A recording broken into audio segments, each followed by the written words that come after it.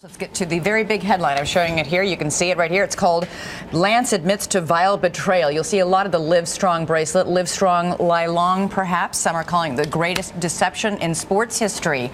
Justice Department officials are now recommending the department join a federal lawsuit against the disgraced cyclist.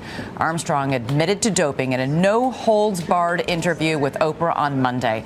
And ABC's Neil Karlinski, who had covered the twists and turns in Armstrong's story for years, is in Seattle with the very latest. Neil, good morning.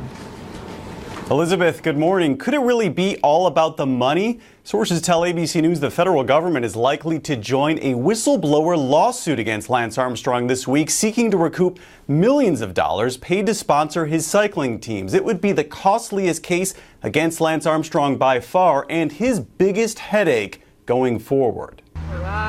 This morning, sources say the lying is over after a decade of denials. I have never doped. Even lawsuits and vicious attacks against his detractors. I've never taken performance-enhancing drugs. Sources tell ABC News that Lance Armstrong now admits he really was on more than just his bike.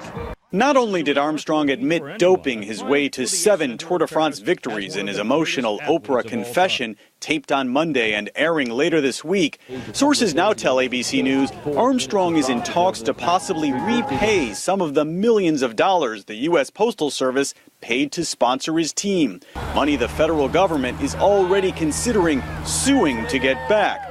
Betsy Andreu and her husband Frankie were close Armstrong friends for years before being attacked by Armstrong for refusing to lie. I never thought that this day would come, and it's very hard what he's done, but it's not enough. He was aided and abetted. He did not do this on his own. Even more stunning, sources say Armstrong is considering finally coming clean to U.S. anti-doping authorities, even naming others involved with beating the drug tests and maintaining the myth. Everything that's been happening in the last week is self-serving, and it's all about salvaging what's left of his brand. During a day that included a tearful apology to the staff of his beloved Live Strong Cancer Foundation, a reporter found Armstrong out jogging. He was quite relaxed. Told me he was calm and at ease and ready to speak candidly with Oprah Winfrey. This morning, his victories, his fans, his reputation are all gone. Officials say Lance Armstrong beat cancer only to lose his way in a ruthless game of win at all costs.